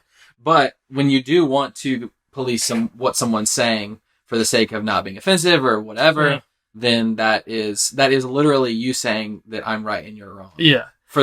And see, serious on reasons. that point about you saying like you should be able to say whatever you want, whenever you want, I don't disagree with that idea. I just think that what we should want to say is things that nobody could get offended with anyway. You know what I'm saying? I guess, yeah. I feel like I think if you have any idea that's worth anything, then it's gonna offend someone, right? So I mean, possibly, yeah. Maybe you're not necessarily trying to offend. And so, actually, this is a great tangent back to my work. Perfect. Because I try, and I've taken this idea from Shepard and from other artists that I really look up to. I like presenting inarguable facts. An emblem that I came up with this year was this little world peace icon. It's just a peace symbol with like a globe icon integrated into it. And I have people all the time ask me what it is. I think I forget that I'm a designer sometimes and like I made it so I know what it means, but not everybody does. But like peace, I think peace is an inarguable concept. If you and I are talking and one of us says like, oh, I don't believe in peace, like whether or not peace is obtainable is a totally different story. Right. But I do think people should work towards it because peace only helps everyone. Now, whether or not it's obtainable, whether or not it's realistic is a totally different thing. But the venture and the attempt at creating that, I think, is one that should be shared by all. I'd agree. Probably most people do share it, even though I wouldn't venture as far to say that all people share it, because I do think there are people in parts of the world who have the position of And I'm not saying everyone does. I'm saying, in my opinion, I think everyone should. Yeah, totally agree. Because that is a human concept. Like, I think, like, as humans and as creatures, like, we should want to be able to live together. Because if you and I can live in peace, true peace, you and I are both happy with what we're getting. Mm-hmm. Like I said, it's not always obtainable, but I think... it might not be ever attainable because it might not. Has there ever been a period in human history where there's no wars going on? And you know what? Like, that's the thing. Like, regardless of whether or not it will ever happen, has ever happened, could ever happen, I think that venture to do that is a noble one and one that can't be argued with. Mm-hmm. That's something to actually consistently work on. And work towards yeah. It's, that stupid cliche thing. It's the journey, not the destination. Yeah. Like that. You know what I'm saying? So, world peace is an idea that I think can't be argued with. And it all stemmed from those yearbook pieces because I don't think it can be argued, that kids being unsafe is not good. Mm-hmm. Regardless of what side you're on, you and I can both agree that children being in danger is not good. Right. And if anyone disagrees with that, like... they're insane. Yeah, you know what I'm saying? And, we get into the specifics of it and we can both have, points on exactly how we think that should come about. But, so I try to live an inarguable life in the sense of, like, if you don't agree with me politically, that's fine. Like, you don't have to, you know what I'm saying? I'm also not going to fight you about it. Mm-hmm. And the people that do want to fight me about it and say how wrong I am and this and that, that's their opinion. They're entitled to it. But this sentence that I'm saying right now is the extent of what I care about that. Mm-hmm. And the extent of how much life of mine that takes up. Mm-hmm. And, even with the political correctness thing, like, okay, I encounter you and I say something offensive, I apologize, and I remember next time that that's offended somebody, so maybe it's not that important for me to say. You know what I mean? Mm-hmm. So, are you ever worried about offending somebody with art? No, I hope I do, because. So what's the difference in those two? That's an excellent point. The difference is that subjectivity, the intent behind words, because of the English language and language in general. Like, there's very few ways things can be interpreted. For something like art, it's very much so take it or leave it. Like, if you don't like it, leave it. That's cool. But you subjected yourself to this experience, which is the difference between you and I talking. Mm-hmm. If that makes any sense, Yeah. That art just hangs on the wall and you walk up to it. You and I walk up to each other, and I think we should share the respect to keep each other, like, well, it depends on the point of the conversation. If the point of the conversation is arguing, then that's one thing. But if it's just you and I being friends, Right. That's an excellent point, Yeah. And I think everything can be argued down, Right. What is the, since we're slightly pausing, I'm curious about, I mentioned earlier the skulls. Uh-huh. And speaking about offensive, which I do like offensive stuff because I think that it pushes boundaries. Uh-huh. And which I think is important. Let me just say, I'm not saying that you don't like offensive stuff. No. I understand what you're saying. I would just like to input that at this point in my career, being very, very, very green and very, very new to everything, and also being very green and new to politics in general, my ideas are changing. Mm-hmm. My ideas are evolving into what they're going to be, because I've never taken the time before a few years ago to really become politically involved. Yeah. So I would just like to say that, like, who knows where this is going? I'm more than anything open to learning, and that's what I'm doing right now. We could definitely hit all of this again. Yeah. In about 2 years on episode 500. Or whatever. Chase knows things. Chase knows things now. Yeah. Well, I was gonna say that. Oh, yes. On that point, I do think it's kind of funny whenever. I do think it's funny whenever somebody changes their opinion, especially a politician. They use that term flip flop. But it's like so people aren't supposed to evolve their ideas, right? And possibly take new positions based on new information. So yeah, I totally agree with that 100%. And the issue with that is me sitting here talking with you. If I gave you hard points like, no, this is right and you're wrong, and that comes back to bite me in the ass. That was my mistake to begin with, because what I should have said is, currently, this is what I think. Yeah. I haven't had any evidence to contradict that. If that evidence comes up, I'll reassess it. Mm-hmm. So, anyway. Right. Yeah, no, totally agree. You were talking about flip-flopping. Yeah, and the skulls thing, which is what I was going to ask you about, because I actually, I want to say maybe it was my mom I'm not totally sure. It might have been somebody else who happened to be. We both happened to be looking at something that you did, or I showed it to this person.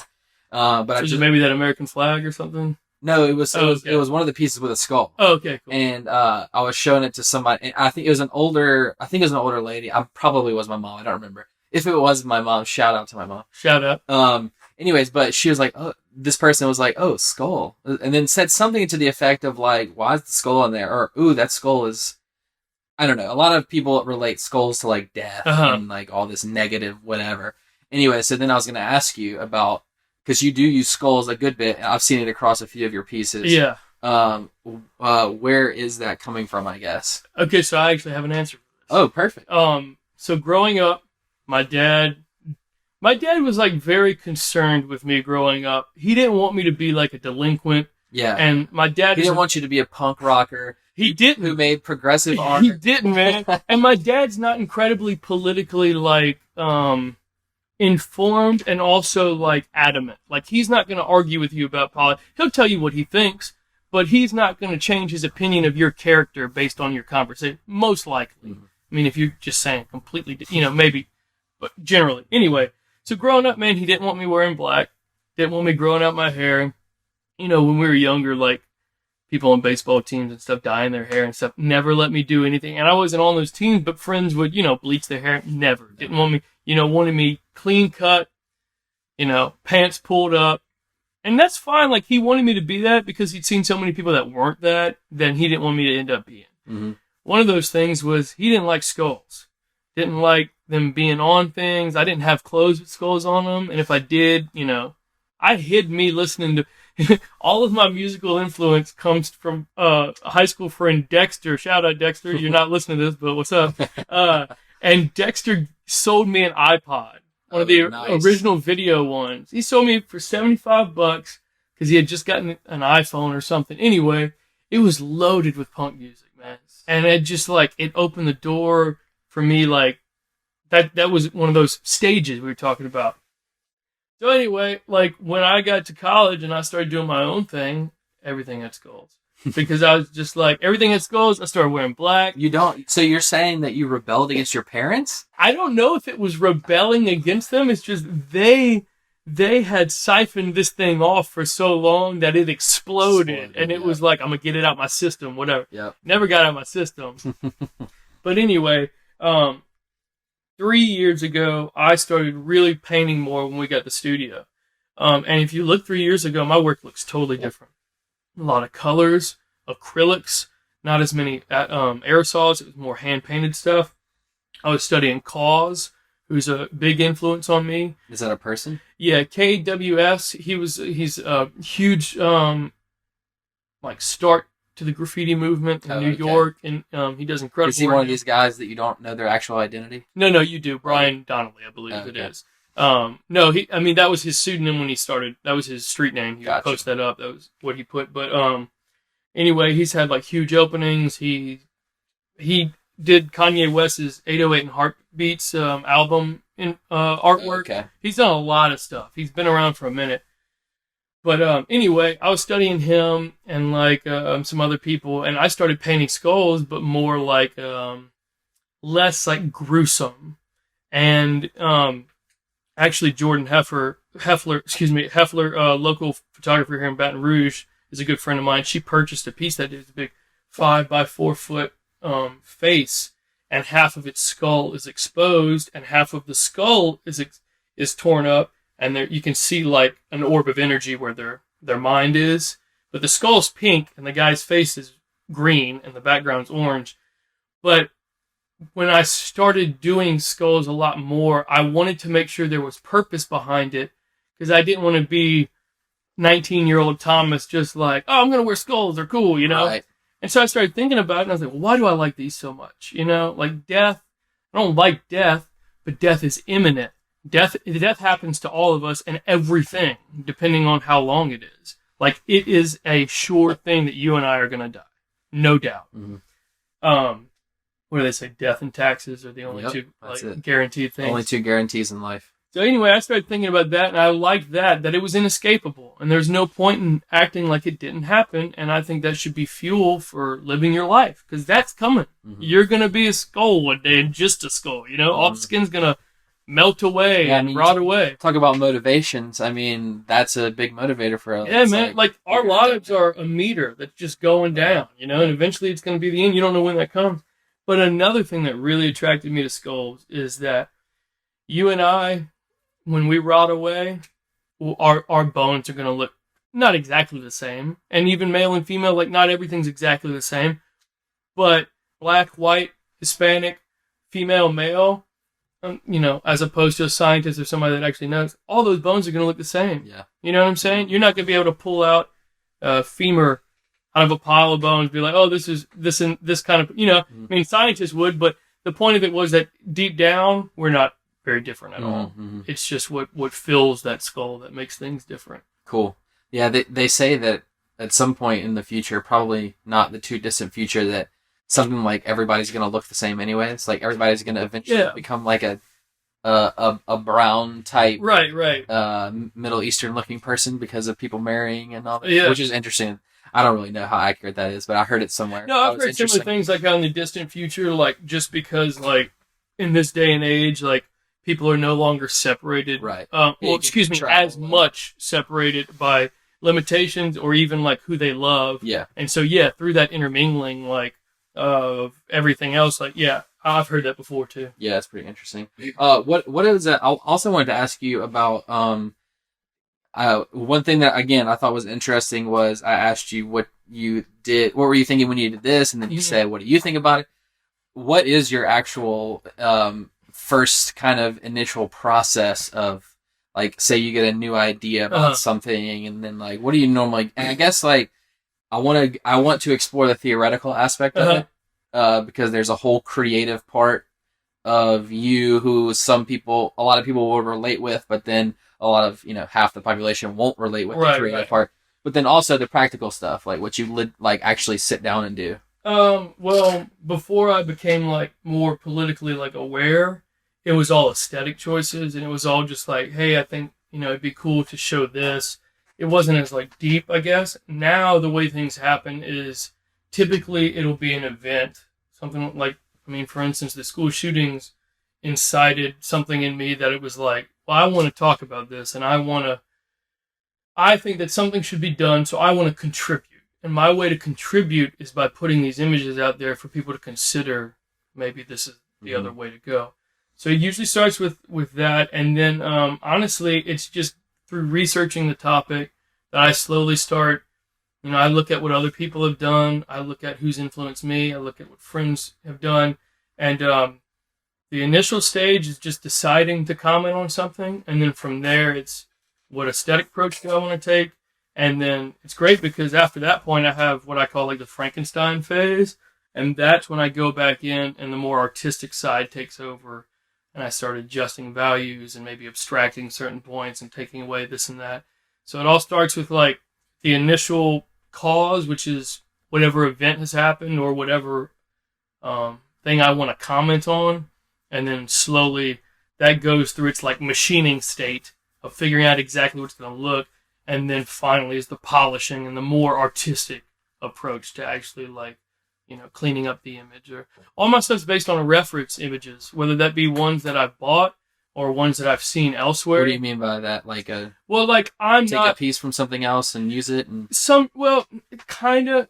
So like I'm trained as an illustrator from school and things like that. And like every other artist, I'll tell you, I grew up drawing a lot, and drawing was my dad trained as a draftsman for a little bit, and him and I'd be a little kid, and we'd sit at the kitchen table late at night, and he'd draw up plans for his shop that he was building, and I'd draw Hot Wheels and things like that. I never grew up in sports or anything like that. It was always cars. My dad was into cars and Harleys. Anyway, so, I drew a lot, but then when I started being influenced by other people, I'm no longer like a fire from the hip illustrator. Like if you give me a piece of paper and tell me to draw something, I can get it done, but there are way more talented people that can just whip up something incredible. Mine, everything I do is based on what I see. So if there's like, let's say, one thing that I found from Shepard is his influence of old propaganda posters and images that have been used throughout time. I do that sometimes where I'll go back, I look at stuff like old Russian constructivist posters, even old like U.S. like draft posters, and during World War II when there were like there's been fear mongering since the beginning of time, but it's really interesting seeing like how people were trying to persuade things. There's elements that I'll take. For instance, like I have an image of a hand like with a knife and a snake wrapped around the dagger. Yep. It's like a tactical knife. That's influenced by some old anti-Nazi propaganda, as well as some South American, I forget what it was. It's all symbolic. The snake was symbolic of whatever tyranny it was at the moment. But I like reusing things when I can. And granted, I reinterpret them. I'll redraw them, but that influence is from there. But I like that because it's taking what somebody else started and kind of being like, okay, cool, my turn to do something with it. Yeah, I think I probably had the thought of not being in that world at all. And you don't see the process of what an artist is doing. You just see the finished product. Right. And then so I kind of assumed, I guess, that most artists think of this idea, sit down and create it. And see, I like the fact that because I kind of do that in a lot of the stuff that I do, which is totally different. But you have some sort of thing that you're starting with. Then you take in as much information as possible around it, and like influences from here and from there, and symbols from here and from there, and then you kind of piece things together. And as you're piecing things together, sounds like you're moving stuff in and out and changing stuff. So it's it's like very segmented. It's not linear. Really. Right. Yeah. Yeah. I keep like these little notebooks in my pocket, and everything starts as little thumbnails, and they're garbage. Like if I showed some to you, you wouldn't know what they were because they're just enough for me to, it's like a visual map. And I mean, like the hall monitor, for instance, was just like a blob with like a little circle head and a line for a gun. You know what I'm saying? And it wasn't till I like started digging and finding references of soldiers holding guns and with the tactical equipment that I was able to go back in and really put it together, So it all starts as that very organic. Then it's like, okay, let me refine it and piece together what I want. Then let me polish it, and then it's done. Cool. It's definitely a process for sure. Yeah, for sure. That's cool. What before I let you go, I'm just remembering that, and I just found this out the other day, that you have like a motorcycle or like parts of a motorcycle, or or you want to have a motorcycle, but then both of our wives hate motorcycles. So let's spend a few minutes talking about motorcycles and how amazing they are, and how everyone should ride one and have one. And that the roads would be much better if there were no cars and all motorcycles. Yeah, what do you have? Well, so I have like a really old, like mid-70s Sportster that's in a few pieces at the time. It's my dad's that he gave me, and I'm never like assembled right now. He had a 55 Panhead that he had restored, and he drove. It's got like a suicide shift on the side. Dang. I grew up in Harleys. Like all my family has always, like I said, like there's very few family members that my dad grew up with that were into sports or anything. It was all automotive, and it was all ragging things out and, souping whatever up you can. Me and my best friend Nick, we've done that with so many vehicles. Like just like I had this old creeper van that I blacked out, and I made a ramp for my motorcycle to fit in. Nice. That motorcycle was a 2001 CBR, like a Honda. I took all the fairings off and put a solo headlight. They call it like a Street Fighter. Yep.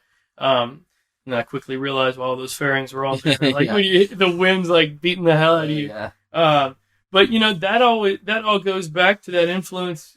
Growing up, my dad showed me the custom motorcycle tanks of like Von Dutch and Ed Roth. With Ed Roth made these like Ratfink figures, and I don't know if you know who he is, but you've probably seen some of his stuff. That classic like van murals, basically, of like a really giant creature in a tiny car with a big stick shift. Okay, like maybe, a crazy mouth with the tongue sticking out. Yeah. Ed Roth's the one that started all that. Okay. But it's funny because like my dad didn't want me into punk rock and punk stuff, but that old school like 60s and 70s punk aesthetic of that was started by like Robert Williams, who founded Juxtapose and Von Dutch and everything else. Like, he planted those seeds and didn't even realize it. That's cool. It just materialized later as something else. That's cool. So you've ridden a lot growing up. Yeah. Well, with my dad, especially growing up, and then when I had mine for about 2.5 years, I drove it a good bit. But, not as much as I'd like to because of school. Right. I had mine, or my dad like grew up riding dirt bikes all the time, and he got me a dirt bike when I was, I guess, 13, 14, something like that. And so I loved doing it. And then I kind of was, I went to another part of the state for the first couple years of college, but I had been wanting to get a motorcycle, and then came back to finish at LSU, and I was like, I want to get a motorcycle. My dad had always told me, there's two things that I'm never going to buy you, is a handgun and a motorcycle. He was like, I don't care if you get a motorcycle, but you're paying for it. Right. You're paying for the insurance and like all this stuff. And so, I like saved up. I got like a little loan from the bank to help, quote unquote, help my credit score. Right. Which was really just to get a motorcycle. But yeah, got the motorcycle and I loved it. That was like, it was a street bike. Yeah. That was the first, actual motorcycle that I owned to ride on the road. I had ridden a couple with my dad before, like friends that let us borrow it. We would ride around. Yeah. But yeah, riding the street bike, I rode it like as much as possible. It was riding a motorcycle it's a different experience. And this is kind of cliche too, but it is a different experience. It's like a little freeing. I mean, it's very freeing. It's so overused. But the first time I rode a bike by myself, I remember thinking in my head, like, man, this is so cliche. I'm thinking this, but it's like flying. Yeah. There's no, or like what you expect to feel like flying. It's strange, man. It's also like exhilarating because it's like, cool, if I hit a rock, this is it. Right, I'm done. That's why insurance is so cheap on bikes. Yeah. Like, man, we'll just have to scrape the road. Yeah. Like, you'll be, exactly. We're not going to have to fix that bike. There won't be somebody to ride on. There won't be somebody to ride on, and there won't be much left of it for sure. But yeah, I like that's funny that I didn't even really know that you rode motorcycles till just the other day. Yeah, man. So. It's been a while since I have. Like, don't get me wrong. Life kind of got in the way, but yeah, I mean, that was motorcycles just in general have been a big part of my entire life in some way or another. Yeah, that's really cool. I do love riding motorcycles. I want to get one as soon as possible, but you have to convince the wife of things like that. Yeah. Yeah, I don't know. I got a lot of stuff out of my system, and not necessarily that I don't ever want a bike again. Just I've got other things that I'm focusing on. That's like, well, I'll get to that later. Yeah, for sure. Yeah, it's a leisure thing. I think. It's not a necessity. Right. Even though I do have a good argument for if you're in college, the parking situation is much better on a motorcycle. Yeah. Roll right up. Especially at LSU when you have a mile walk after you park. Dude. But bike motorcycle right you in park there. right by the building. Yeah, it's legit. What about? I was super into, before I let you go, another thing. Yeah. Before I was super into like metal type music when I was younger. Still love metal. And then some punk stuff, but not quite a lot of the. There's like a sound to the punk that you grew up on. It's kind of like that grungy punk, the garage type punk, the very DIY. Yeah. So what is that?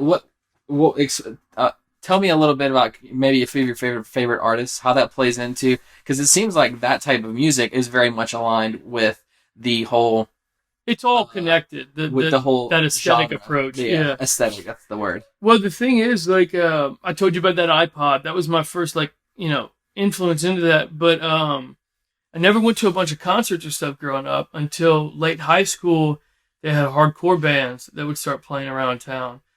Specifically like Wake Into the Nightmare and like a few other touring bands would come through. Like, I actually never went to the dark room. Really, I knew about it. I actually went a couple times. See, that was right before I was able to drive, so I couldn't make it from Gonzales over here because I didn't have friends going. But I was around for like Here Today, Gone Tomorrow, like the little thrift shop off Burbank was where like a lot of that started for me. But man, being around like those hardcore bands and like the punk and post-punk stuff, like the energy around that place is just infectious. Mm-hmm. And I just remember going there. And I never even like jump in the pit around. I was never about that. But I was just like, remember being there and just, man, like everybody in here is so free right now. You know what I'm saying? There's plenty of people being there just to impress this girl next to him and this and that. But I mean, like, everybody's sweating, everybody stinks, and it's like that helped turn me on to the history of that, which is when I started really getting into Black Flag and Sex Pistols and Dead Kennedys and a lot of people like that, but also newer bands like Black Flag's. It sounds cliche. Well, all the people that I look up to, it sounds cliche probably, but Black Flag's my favorite band ever, but not just because of the music that they made. Most of the reason that I like Black Flag so much is because of Henry Rollins, the lead singer, and I'm sure we've talked about Rollins. Yeah. Was he on a Rogan review? Yeah. Okay, he's been on there twice, I think. Yeah. Rollins, man, he's the guy that's like, you've seen his face for a long time, and then you finally hear him talk and see him on some interview somewhere, and you're like, oh, he does that. Yeah, exactly. Yeah. I actually got to meet him and have my first interaction with him. He had a speaking tour. He has like a spoken word thing that he does. And it came through town through Baton Rouge. Yeah, 2012. He was at the Shaw Center. Wow. And it's funny, that was my first Shepherd Ferry poster. Because Shepherd's buddies with him and has done a lot of work for him. Yeah. Shepherd designed the tour poster. And so my first Shepherd poster was one of Henry Rollins in an Uncle Sam outfit. It was for his capitalism tour. Oh, cool. And anyway, I got to meet him, and that, like, I had already been listening to Black Flag a little bit, hadn't really dove into the history of him. And at that point, man, he is like one of my favorite figures because I think Henry Rollins is an excellent example of human capability, because I think he's one of those, there are stupid people out there. Mm-hmm. There are really smart people, but there are unintelligent people that don't realize they're unintelligent, and they'll be that way their entire life. In my opinion, Henry Rollins was a man incredibly aware of his limitations and changed them. As far as not being well-versed or not, knowing a lot of information, he's just a sponge, man. And, like, I look up to him incredibly because, like, he's a very, like, no-nonsense kind of guy, which I really like. And I love his opinions on a lot of things, maybe not everything. There's nobody out there that I agree with 100%.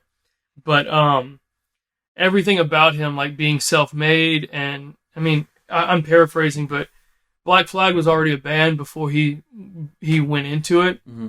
They were actually touring, and I think something happened, and they, like, maybe called him on stage at a show, and he finished out a song. Wow. And then later on went back and, like, auditioned. And the lead singer was like, yeah, I forget what it was. He, like, retreated into the band a little bit more and didn't want to be the front man. Mm. And Henry took it over. But yeah, man, that was part of that. He's a really good embodiment of that punk music. And like you're saying, that very, like, specific sound, like grungy and rough, like the Sex Pistols. There's stories of the Sex Pistols, like, stealing their instruments from other people. Wow. And they were around for such a short time, but had such a profound influence. Impact, yeah. And, to circle it all back, my work speaking for me, that's what I loved about punk music, because those people had their songs and their music speak for them, and their distaste for things and how they wanted to change things, and those things go hand in hand with what I do, I think. Cool. That's why I love punk music, and I love all those older bands, but also, more recent ones. I'm not a music snob, so, like, and by that I mean, like, I can't tell you about all these different genres and subsects of this and that. Yeah. They'll be like, oh, postmodern punk influence. Yeah, like 100 subsections. Yeah, I can't ever keep up with that. I can just tell you who I like listening to. Right. I think that the point and the articulation that you just put forward on what Henry Rollins is, how he is as a person, I think that's a pretty good model that a lot of people would be better off emulating. Yeah. That would then solve what we were talking about earlier about all the political stuff. It all goes to self-awareness, man. Yeah. Have the self-awareness to understand what you don't know and be open to changing your opinions on stuff. And I think that the art that you're doing, it can play directly into helping people do that. Mm-hmm. And then also, as you are making a big change, moving across the country and exploring new avenues, then I'm excited to see how your art changes over the next few years, man. For sure. So I'm stoked. I got plenty of influences. I'm even lucky to have like hip hop influences. Like Kendrick Lamar is one of my favorite artists ever, and that's similar to the Henry Rollins thing in the sense of Kendrick opened up a view in a world that I hadn't understood before, and made me aware of issues that I'd never have to experience in my life. I think that's the power of music. Just like the power of art is being able to show things that the listener maybe never had been able to consider, Cool. So yeah, I'm excited to see where things go. Dude, if I die tomorrow, I'll die happy. Like everything that's happened in the last few months is more than I ever could have dreamed of. And, it's weird. I knocked off so many things on my bucket list this year that I didn't even know I had. Like so many things that I never thought I'd even meet Shepard. I figured one day Brooke and I'd take a trip and maybe I'd be able to peep a show or something like that. And now the fact that like I've been able to talk with him one-on-one, like I said, man, if I die tomorrow, cool. I've had a full life as far as what I want to accomplish, which is really exciting because I don't know what's next. Right. That's a good place to be. Oh, dude, I can't tell you how lucky I am. Yeah, that's what I keep thinking back to. Most of the last year kind of started with that one opportunity that you said earlier that came up, and you're talking about the whole luck aspect, where it's something that you can't control until it gets to you, right? And then that's when you can take control of it. You just got to do something with it. Take the opportunity, and now a year later, you're changing your whole life because of it. And like I'm a workaholic, and I think that's because the whole luck thing, like. I just always want to be ready, And that's absolutely. Not to say I'm doing the best of what I could be doing, but hopefully one day I will be. That's awesome. Well, I think we should end it on that. What's your Instagram and stuff so we can follow what's happening? My Instagram is just my name, Thomas Wimberly, and then my website is the same, just thomaswimberly.com. Actually, like I haven't really talked about this too much. Well, you and I talked about it a little bit, but with the move. One thing I plan on doing is like blogging a lot for the sake of like personal, like journaling and keeping track of things. But also like there's so many artists out there that I really love that I can't find a lot of stuff from their early years because the technology wasn't there and things like that. So even if it's only for my own benefit, I want to be able to look back, like you said, in 10 years or so and have a recollection of everything that happened. Absolutely. So hopefully I'm going to do my best. We'll see how it goes, but that's the goal at least. Cool. I appreciate you coming by. For sure, man. And being stuffed in this closet with me for a few minutes. No, it's awesome. Or an hour and a couple hours or whatever. Hey, yeah, I've had a blast, man. I really, really enjoyed this. Cool. Thanks a lot, man. Yeah, for sure. Thanks, everybody, for listening to this episode of the podcast. And a big thanks to Thomas for giving me a couple hours of his life. Really appreciate it. If you want to check out Thomas's art or see what he's been up to in the last 8 months, you should definitely follow him on Instagram. His handle is @ThomasWimberly. And his website is thomaswimberly.com. This episode of the podcast was sponsored by Raising Cane's Chicken Fingers and their delicious sweet tea. One love. I should insert the wolf right there, probably. Also sponsored by Chips Ahoy because I just ate a few of those before recording this outro.